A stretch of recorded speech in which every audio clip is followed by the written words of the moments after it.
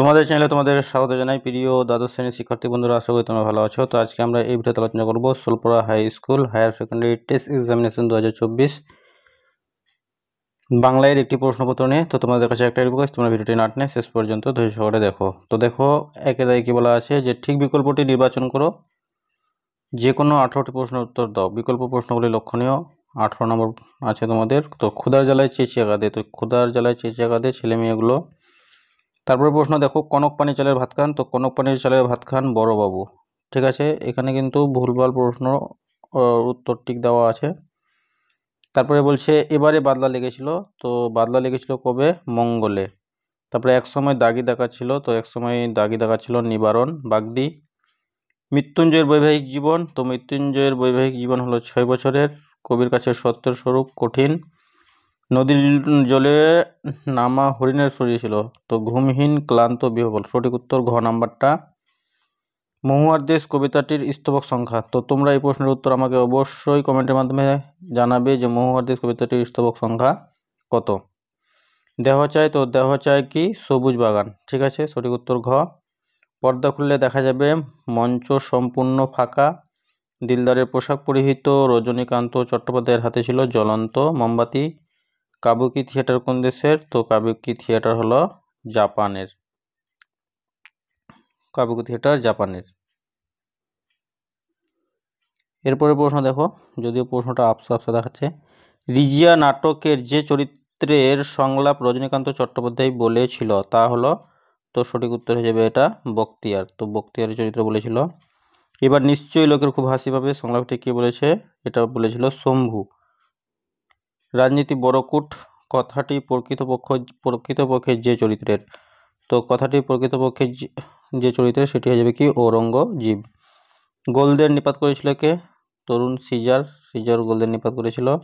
সাকা হলি অনিবার্য ছিল কি? অরন্ধন। আটলান্টিস হলো কি? তো আটলান্টিস হলো উপকথার রাজ্য। সঠিক উত্তর করতে হয়ে যাবে ঘ নাম্বারটা। হ্যাঁ। নানক অনুচর সহ কোথায় বসেছিল? তো বাবলাতলায় বসেছিল। বাংলায় প্রথম ধ্রুপদ রচনা করেন, তো সঠিক উত্তর হবে রাম শঙ্কর ভট্টাচার্য। তারপরে প্রশ্ন দেখো, কলা ভবন এর প্রথম আচার্যকে? তো কলা ভবনের প্রথম আচার্য ছিল নন্দলাল বসু। কোন বাঙালি ক্রিকেটার প্রথম ভারতীয় দলের অধিনায়ক হন? তো এই প্রশ্নটির উত্তর তোমরা আমাকে কমেন্টের মাধ্যমে জানাবে। শব্দার্থে সদ্য সাপেক্ষ তথ্যের প্রবক্তাকে? এই প্রশ্নটির উত্তর তোমরা আমাকে কমেন্টের মাধ্যমে জানাবে। হ্যাঁ, 20 নাম্বার আর 21 নাম্বার। তারপরে দেখো কম্পিত ধ্বনি, তো কম্পিত ধ্বনি হলো বৈষণ্য। সঠিক উত্তর হবে কি? ক নাম্বারটা। তারপরে দেখো, এসব কথা শুনে উৎসব বুকে বল পায়। কোন কথা শুনে বল পায়? কবি জীবনকে আমৃত্যু দুঃখের তপস্যা বলেছেন কেন? সেটা সবাইকে অবাক করেছিল। কোন ঘটনা সবাইকে অবাক করেছিল? কেবলই মনে পড়ে কার কি মনে পড়ে, আমি দেখি কবিতায় কবির চোখ ও দেহ কি কামনা করেছে। তারপর প্রশ্ন কি দেওয়া আছে যে একটি তারা এখনো আকাশে রয়েছে, তারাটিকে কবি কিসের সঙ্গে তুলনা করেছেন? তাকে ওই নামেই ডাকতেন। কাকে কি নামে ডাকতেন? মরে যাব তবু ভুলবো না, কে কি ভুলবে না? তোমরা ফিরে যাও, কে কাদের কেন ফিরে যেতে বলেছে? সব আছে শুধু মানুষ নেই, এমন কথা মনে হলো কেন? স্পেনের ফিলিপ কেঁদেছিল খুব, কেন ফিলিপ কেঁদেছিল? তারপরে প্রশ্ন দেখো কি দেওয়া আছে, আপসা আপসা দেখা যাচ্ছে। নেমে সে নালিশ জানালো, কে কে কে কার কাছে কি নালিশ জানিয়েছিল? ল্যাডার লেসকি ন্যূনতম শব্দজোড় বলতে কি বোঝো? মুনিশ শব্দটির আদি ও পরিবর্তিত অর্থ নির্ণয় করে পরিবর্তনের ধারা উল্লেখ করো। তারপর প্রশ্নগুলো তোমরা ভিডিওটি পজ করে দেখে নাও। ঠিক আছে, তোমরা এই প্রশ্নগুলো ভিডিওটি পজ করে দেখে নাও।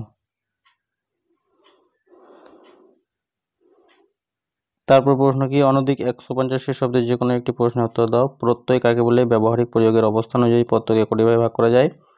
কি কি প্রত্যেক ভাগে একটি করে উদাহরণ দাও। এটা কিন্তু ফাইনাল পরীক্ষার জন্য কিন্তু অত্যন্ত গুরুত্বপূর্ণ। বাক্যের অব্যবহিত পদান বলতে কি বোঝো? উদাহরণ বিষয়টি লেখো। বাংলা গানের ধারে রবীন্দ্রনাথ ঠাকুর অবদান লেখো। বাংলা চিত্রকলা ইতিহাসে রামকিঙ্কর বেজের অবদান লেখো। বাঙালি বিজ্ঞান চর্চা ইতিহাসে জগদীশচন্দ্র বসুর অবদান লেখো। রামায়ণে বর্ণিত কাহিনী অনুসারে দাবা খেলার স্রষ্টা কে? এই খেলায় বাঙালির সাফল্যের কারণ লেখো। তারপরে দেখো তোমাদের রচনা এসেছে বিশ্ব উষ্ণায়ন। বিশ্ব উষ্ণায়ন রচনা আছে। তারপরে তোমাদের প্রদত্ত অনুচ্ছেদটিকে প্রস্তাবনা বা ভূমিকা স্বরূপ গ্রহণ করে পরিণতি দানের মাধ্যমে একটি পূর্ণাঙ্গ প্রবন্ধ রচনা করো। শিক্ষা। এরপরে তোমাদের রেগিং এর সুপ্রভাব নয় কুপ্রভাবে বিস্তার লাভ করছে। এটা কি করতে হবে? যুক্তিবিন্যাস করে প্রবন্ধ রচনা করতে হবে। আর তোমাদের এসেছে আরেকটা কি, মহাকাশ গবেষণায় ভারত। তো প্রিয় শিক্ষার্থী বন্ধুরা, ভিডিওটি ছিল এই পর্যন্তই। ধন্যবাদ।